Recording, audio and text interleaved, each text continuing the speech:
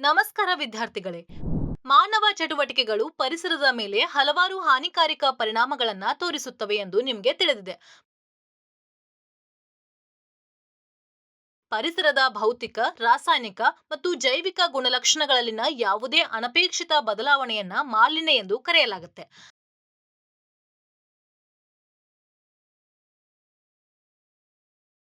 ಅನಪೇಕ್ಷಿತ ಬದಲಾವಣೆಗಳನ್ನ ತರುವ ವಸ್ತುಗಳನ್ನ ಮಾಲಿನ್ಯಕಾರಕಗಳು ಎಂದು ಕರೆಯಲಾಗುತ್ತೆ.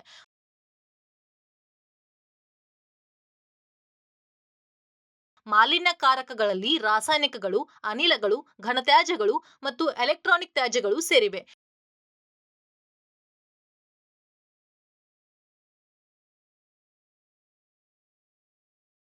ನಮ್ಮ ದೈನಂದಿನ ಚಟುವಟಿಕೆಗಳಲ್ಲಿ ಬಹಳಷ್ಟು ತ್ಯಾಜ್ಯ ವಸ್ತುಗಳನ್ನ ಉತ್ಪಾದಿಸಲಾಗುತ್ತದೆ ಮತ್ತು ಎಸೆಯಲಾಗುತ್ತದೆ. ಕಿಣ್ವಗಳು ಅಥವಾ ಜೈವಿಕ ಪ್ರಕ್ರಿಯೆಗಳಿಂದ ವಿಘಟನೆಗೊಳ್ಳಬಹುದಾದ ಪದಾರ್ಥಗಳನ್ನ ಜೈವಿಕ ವಿಘಟನೀಯ ಎಂದು ಕರೆಯಲಾಗುತ್ತೆ.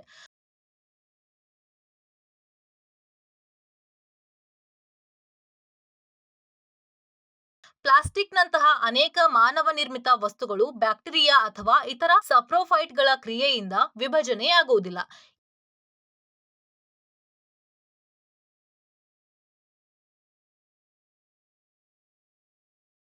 ಈ ವಸ್ತುಗಳು ಶಾಖ ಮತ್ತು ಒತ್ತಡದಂತಹ ಭೌತಿಕ ಪ್ರಕ್ರಿಯೆಗಳಿಂದ ಕಾರ್ಯನಿರ್ವಹಿಸುತ್ತವೆ. ಆದರೆ ಸುತ್ತುವರಿದ ಪರಿಸ್ಥಿತಿಗಳಲ್ಲಿ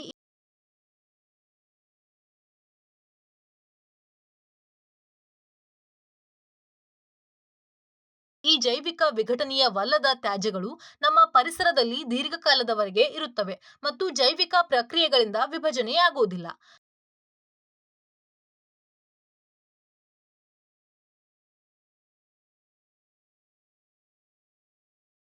ಕಲಿಕೆಯ ಉದ್ದೇಶಗಳು: ಈ ಪಾಠವನ್ನ ಪೂರ್ಣಗೊಳಿಸಿದ ನಂತರ ನೀವು ತಿಳಿದುಕೊಳ್ಳಲು ಸಾಧ್ಯವಾಗುತ್ತೆ.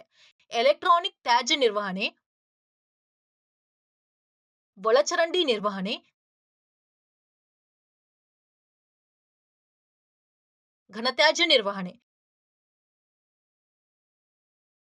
ಕೀವರ್ಡ್ಗಳು: ಈ ತ್ಯಾಜ್ಯಗಳು,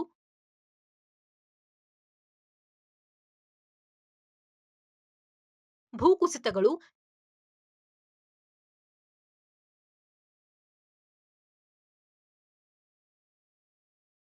ಸೆಡಿಮೆಂಟೇಷನ್,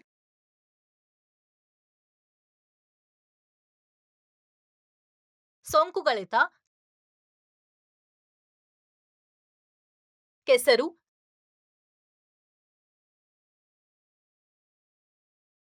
ದಹನ,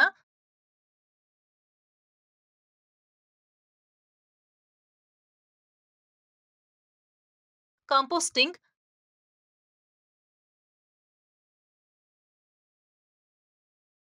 ಜೈವಿಕ ಅನಿಲ.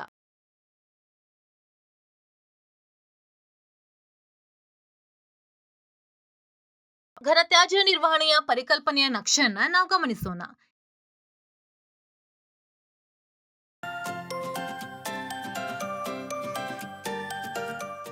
ಈ ತ್ಯಾಜ್ಯ ಅಂದ್ರೆ ಏನು ನಿಮ್ಗೆ ತಿಳಿದಿದೆಯೇ?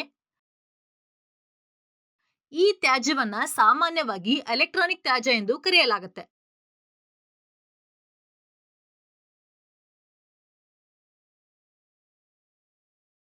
ಇದು ಹಾಳಾದ, ಹಳೆಯದಾದ, ದುರಸ್ತಿ ಮಾಡಲಾಗದ ವಿದ್ಯುತ್ ಮತ್ತು ಎಲೆಕ್ಟ್ರಾನಿಕ್ ಸಾಧನಗಳನ್ನ ಒಳಗೊಂಡಿರುತ್ತೆ. ಈ ತ್ಯಾಜ್ಯಗಳು ಸೀಸ, ಕ್ಯಾಡ್ಮಿಯಂ, ಕ್ರೋಮಿಯಂ ಮತ್ತು ಪಾದರಸದಂತಹ ವಿಷಕಾರಿ ಲೋಹಗಳನ್ನ ಹೊಂದಿರುತ್ತವೆ.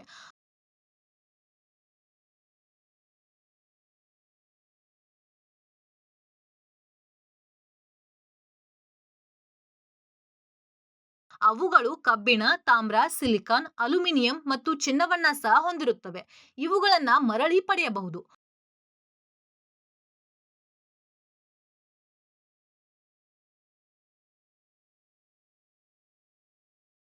ಉತ್ಪತ್ತಿಯಾಗುವ ಈ ತ್ಯಾಜ್ಯಗಳಲ್ಲಿ ಕೇವಲ 5% ಮಾತ್ರ ಮರುಬಳಕೆ ಮಾಡಲಾಗುತ್ತೆ. ಈ ತ್ಯಾಜ್ಯದ ಮೂಲಗಳು: ಕಂಪ್ಯೂಟರ್ಗಳು, ಲ್ಯಾಪ್‌ಟಾಪ್‌ಗಳು, ಮೊಬೈಲ್ ಫೋನ್‌ಗಳು, ಪ್ರಿಂಟರ್‌ಗಳು, ಮಾನಿಟರ್‌ಗಳು, ಟೆಲಿವಿಷನ್‌ಗಳು, ಡಿವಿಡಿ ಪ್ಲೇಯರ್‌ಗಳು, ಕ್ಯಾಲ್ಕುಲೇಟರ್‌ಗಳು, ಆಟಿಕೆಗಳು, ಕ್ರೀಡಾ ಉಪಕರಣಗಳು ಇತ್ಯಾದಿ ಎಲೆಕ್ಟ್ರಾನಿಕ್ ಸಾಧನಗಳು.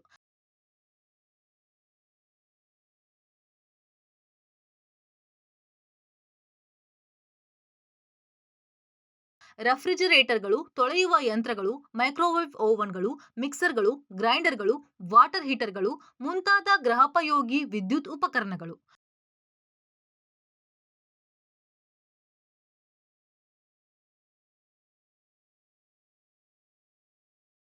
ಪ್ರಿಂಟಿಂಗ್ ಕಾರ್ಟ್ರಿಡ್ಜ್‌ಗಳು, ಬ್ಯಾಟರಿಗಳು ಮತ್ತು ಚಾರ್ಜರ್‌ಗಳಂತಹ ಪರಿಕರಗಳು.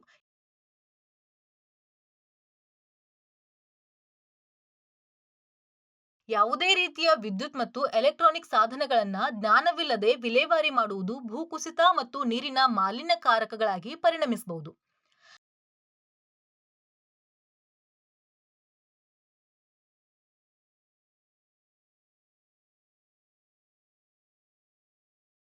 ಎಲೆಕ್ಟ್ರಾನಿಕ್ ಉಪಕರಣಗಳು ಸೀಸ ಮತ್ತು ಕ್ಯಾಡ್ಮಿಯಂನಂತಹ ಅನೇಕ ಅಪಾಯಕಾರಿ ಭಾರವಾದ ಲೋಹಗಳನ್ನ ಒಳಗೊಂಡಿರುತ್ತೆ. ಅದು ತೀವ್ರ ಮಣ್ಣು ಮತ್ತು ಅಂತರ್ಜಲ ಮಾಲಿನ್ಯವನ್ನು ಉಂಟು ಮಾಡಬಹುದು.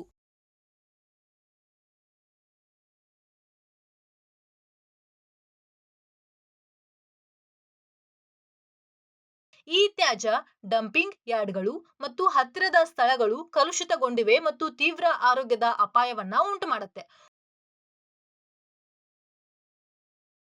ಒಳಚರಂಡಿ ನಿರ್ವಹಣೆ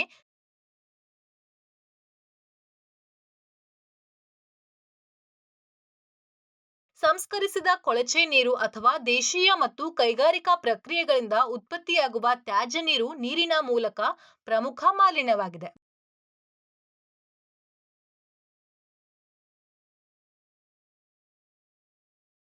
ಒಳಚರಂಡಿ ನೀರು ಕೃಷಿ ಮಾಲಿನ್ಯ ಮತ್ತು ಪರಿಸರ ಅವನತಿಗೆ ಕಾರಣವಾಗುತ್ತೆ.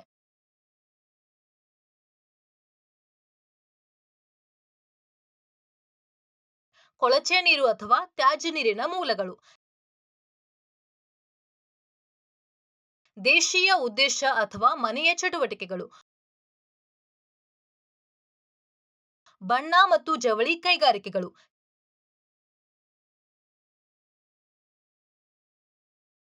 ಚರ್ಮದ ಕೈಗಾರಿಕೆಗಳು, ಸಕ್ಕರೆ ಮತ್ತು ಬ್ರೂವರೀಸ್ ಉದ್ಯಮಗಳು,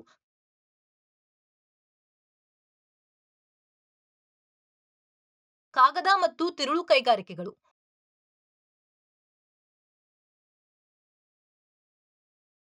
ಒಳಚರಂಡಿ ಅಥವಾ ತ್ಯಾಜ್ಯ ನೀರಿನ ಸಂಸ್ಕರಣಾ ವಿಧಾನವನ್ನ ನೋಡೋಣ.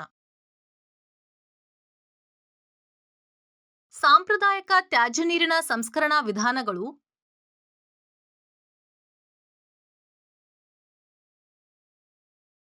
ಎ. ಪೂರ್ವ ಸ್ಕ್ರೀನಿಂಗ್.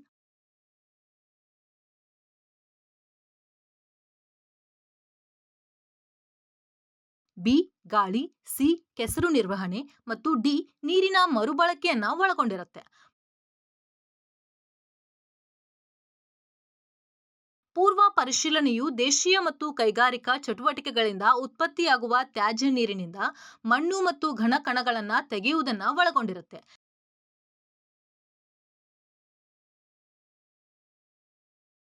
ಸ್ಕ್ರೀನ್ ಮಾಡಿದ ತ್ಯಾಜ್ಯ ನೀರನ್ನ ನಂತರ ಗಾಳಿಯ ತೊಟ್ಟಿಗೆ ಪಂಪ್ ಮಾಡಲಾಗುತ್ತೆ.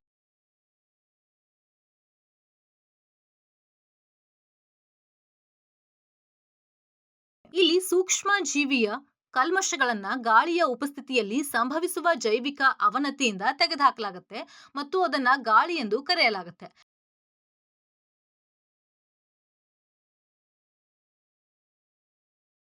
ಸೆಡಿಮೆಂಟೇಶನ್ ಪ್ರಕ್ರಿಯೆಯು ಅಮಾನತುಗೊಳಿಸುವಿಕೆಯಲ್ಲಿ ಘನಕಣಗಳ ನೆಲೆಯಾಗಿದೆ.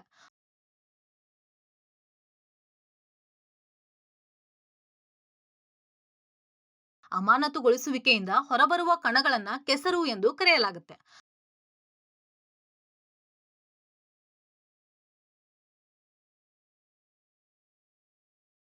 ಅವನತಿ ಪ್ರಕ್ರಿಯೆಯಿಂದ ಉತ್ಪತ್ತಿಯಾಗುವ ಕೆಸರನ್ನ ಸುರಕ್ಷಿತ ವಿಲೇವಾರಿಗಾಗಿ ಟ್ಯಾಂಕ್ನಿಂದ ನಿಯತಕಾಲಿಕವಾಗಿ ವರ್ಗಾಯಿಸಲಾಗುತ್ತೆ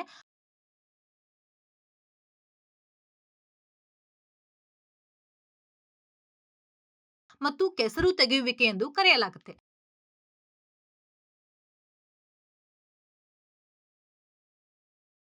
ಯಾವುದೇ ಸೂಕ್ಷ್ಮ ಜೀವಿಗಳ ಮಾಲಿನ್ಯವನ್ನ ತೆಗೆದುಹಾಕಲು ಸಂಸ್ಕರಿಸಿದ ನೀರಿನ ಕ್ಲೋರಿನೇಷನ್ ಮತ್ತು ನೇರಳಾತೀತ ಅಂದರೆ ಯುವಿ ವಿಕಿರಣವನ್ನ ಸೋಂಕುಗಳಿತ ಎಂದು ಕರೆಯಲಾಗುತ್ತೆ.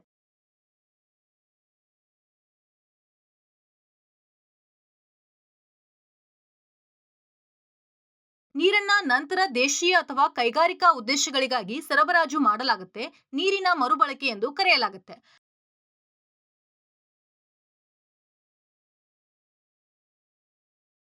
ಘನತ್ಯಾಜ್ಯ ನಿರ್ವಹಣೆ. ಘನತ್ಯಾಜ್ಯಗಳಲ್ಲಿ ಮುಖ್ಯವಾಗಿ ಪುರಸಭೆಯ ತ್ಯಾಜ್ಯಗಳು, ಆಸ್ಪತ್ರೆ ತ್ಯಾಜ್ಯಗಳು, ಕೈಗಾರಿಕಾ ತ್ಯಾಜ್ಯಗಳು ಮತ್ತು ಈ ತ್ಯಾಜ್ಯಗಳು ಇತ್ಯಾದಿಗಳು ಸೇರಿವೆ.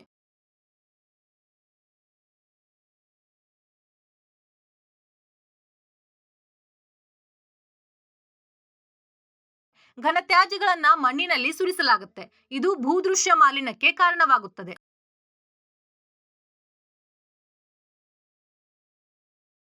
ಘನತ್ಯಾಜ್ಯ ನಿರ್ವಹಣೆಯ ಮನೆ ಮತ್ತು ಕೈಗಾರಿಕಾ ಚಟುವಟಿಕೆಗಳಿಂದ ತಿರಸ್ಕರಿಸಲ್ಪಟ್ಟ ಘನವಸ್ತುಗಳ ಸಂಗ್ರಹಣೆ, ಸಂಸ್ಕರಣೆ ಮತ್ತು ಸರಿಯಾದ ವಿಲೇವಾರಿ ಒಳಗೊಂಡಿರುತ್ತೆ.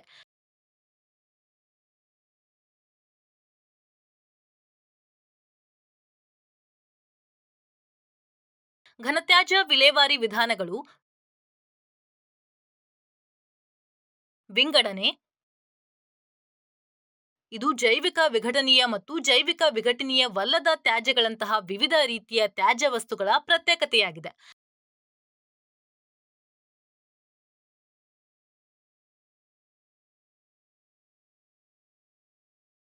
ಸ್ಯಾನಿಟರಿ ಲ್ಯಾಂಡ್ ಫೀಲ್ ಘನತ್ಯಾಜ್ಯವನ್ನ ತಗ್ಗು ಪ್ರದೇಶಗಳಿಗೆ ಸುರಿಯಲಾಗುತ್ತೆ. ವಸಾಹತುಗಳನ್ನ ಅನುಮತಿಸಲು ಟ್ರಕ್ಗಳಿಂದ ಪದರಗಳನ್ನ ಸಂಕುಚಿತಗೊಳಿಸಲಾಗುತ್ತೆ. ತ್ಯಾಜ್ಯ ವಸ್ತುಗಳು ಸುಮಾರು 2 ರಿಂದ 12 ತಿಂಗಳುಗಳಲ್ಲಿ ಸ್ಥಿರವಾಗಿರುತ್ತೆ.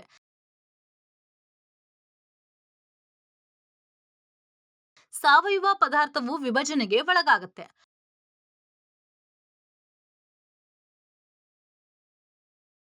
ಸುಡುವಿಕೆ.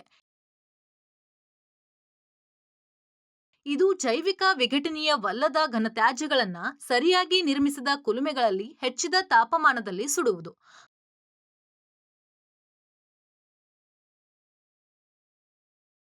ಕಾಂಪೋಸ್ಟಿಂಗ್. ಘನತ್ಯಾಜ್ಯಗಳ ಜೈವಿಕ ವಿಘಟನೀಯ ವಸ್ತುವು ಸೂಕ್ಷ್ಮ ಜೀವಿಯ ಕ್ರಿಯೆ ಅಥವಾ ಎರೆಹುಳುಗಳಿಂದ ಜೀರ್ಣವಾಗುತ್ತದೆ ಮತ್ತು ಹ್ಯೂಮಸ್ ಆಗಿ ಬದಲಾಗುತ್ತೆ.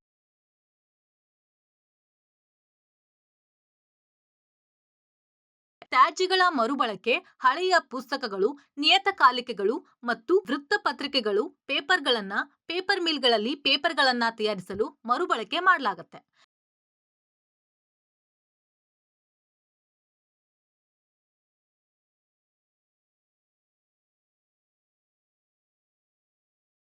ಕೃಷಿ ತ್ಯಾಜ್ಯಗಳಾದ ತೆಂಗಿನ ಚಿಪ್ಪು, ಸೆಣಬಿನ ಹತ್ತಿ ಕಾಂಡ ಮತ್ತು ಕಬ್ಬಿನ ಚೀಲವನ್ನ ಕಾಗದ ಮತ್ತು ಗಟ್ಟಿ ಹಲಗೆಯನ್ನ ತಯಾರಿಸಲು ಬಳಸಬಹುದು.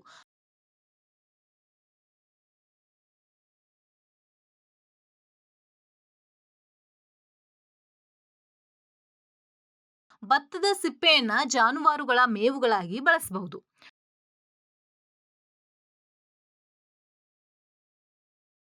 ಗೋಬರ್ ಗ್ಯಾಸ್ ಪ್ಲಾಂಟ್ಗಳಲ್ಲಿ ಜೈವಿಕ ಅನಿಲ ಮತ್ತು ಗೊಬ್ಬರವನ್ನ ಒದಗಿಸಲು ಹಸುವಿನ ಸಗಣಿ ಮತ್ತು ಇತರ ಸಾವಯವ ತ್ಯಾಜ್ಯಗಳನ್ನ ಬಳಸಬಹುದು.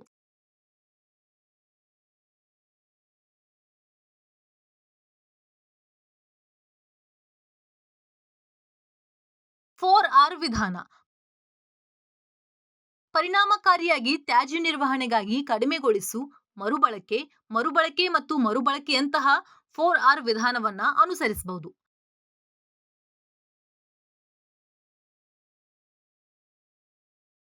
ಪಾಠದ ಸಾರಾಂಶ: ಕಿಣ್ವಗಳು ಅಥವಾ ಜೈವಿಕ ಪ್ರಕ್ರಿಯೆಗಳಿಂದ ವಿಘಟನೆಗೊಳ್ಳಬಹುದಾದ ಪದಾರ್ಥಗಳನ್ನ ಜೈವಿಕ ವಿಘಟನೀಯ ಎಂದು ಕರೆಯಲಾಗುತ್ತೆ.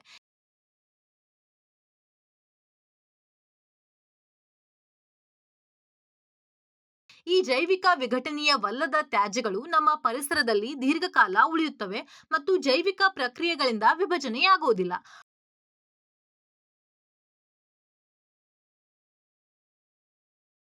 ಅನಗತ್ಯ ಕೆಲಸ ಮಾಡದ ಮತ್ತು ಹಳೆಯದಾದ ಎಲೆಕ್ಟ್ರಾನಿಕ್ ಉತ್ಪನ್ನಗಳು ಈ ತ್ಯಾಜ್ಯವಾಗುತ್ತೆ.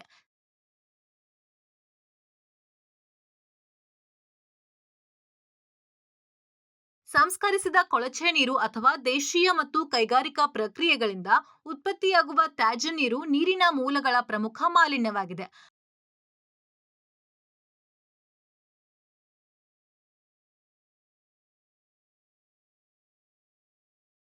ಘನತ್ಯಾಜ್ಯ ನಿರ್ವಹಣೆಯು ಮನೆ ಮತ್ತು ಕೈಗಾರಿಕಾ ಚಟುವಟಿಕೆಗಳಿಂದ ತಿರಸ್ಕರಿಸಲ್ಪಟ್ಟ ಘನವಸ್ತುಗಳ ಸಂಗ್ರಹಣೆ, ಸಂಸ್ಕರಣೆ ಮತ್ತು ಸರಿಯಾದ ವಿಲೇವಾರಿ ಒಳಗೊಂಡಿರುತ್ತದೆ.